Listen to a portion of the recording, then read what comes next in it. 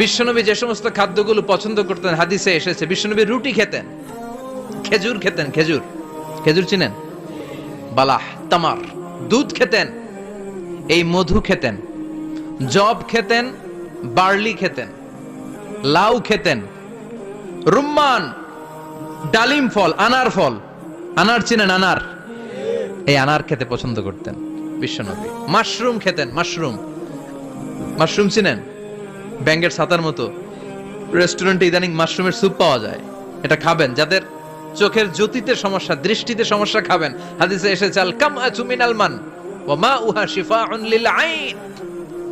Mushroom হলো মান্না সালোয়ার মতো খাবার। মাশরুমের স্যুপ যারা খাবে, চোখের জ্যোতি যাদের কম, তাদের চোখের জ্যোতি বাড়িয়ে দিবে কে?